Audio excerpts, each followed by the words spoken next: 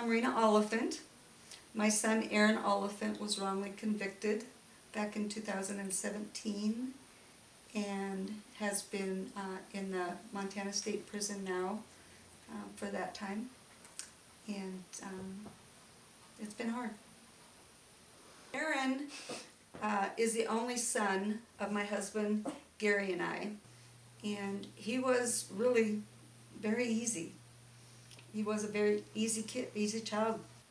By the time the trial was over and we were waiting to hear the result, we knew that his lawyer didn't do anything to defend him. His lawyer didn't call anybody on Aaron's behalf. We asked the lawyer many questions, and we knew that the lawyer hadn't done anything. We knew that the lawyer didn't hear most of it, didn't defend Aaron. The only thing his lawyer kept telling us was they don't have any evidence, so they won't convict him. There's no evidence, they can't convict him. That's the only thing he kept telling us.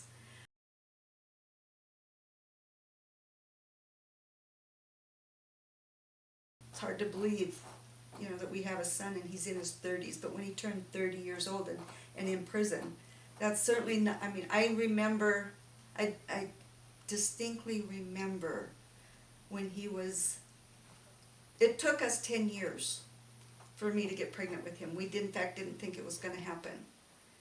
And I thought I had the flu. And then found out I was 3 months pregnant.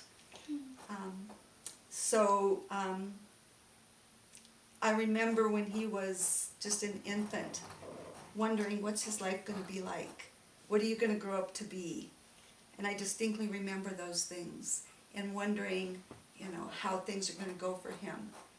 And at 30 years old, and he's in prison. The first Christmas, the very first Christmas when he went to jail. So it was before Christmas. When he actually got into prison.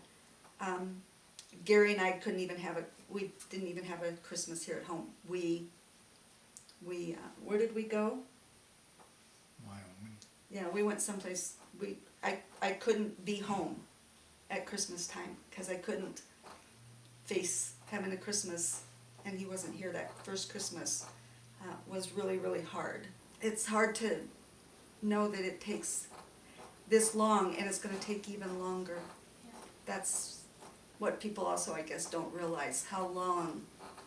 It happens quick to be convicted, but they don't want to admit that they did something wrong and they drag it out forever to try to prevent it.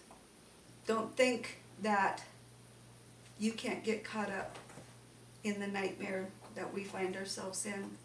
It can happen, and it does happen a lot to people that you don't think it could. We always believed in the system. We always thought people, if they were found guilty, they had to be guilty. Or if they were in jail, that they deserved to be in jail. It's not the case.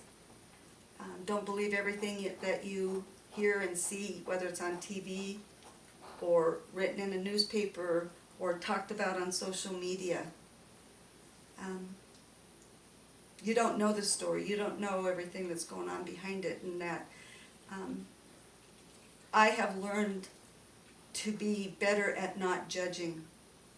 And so for people out there, believe when people say, I'm innocent.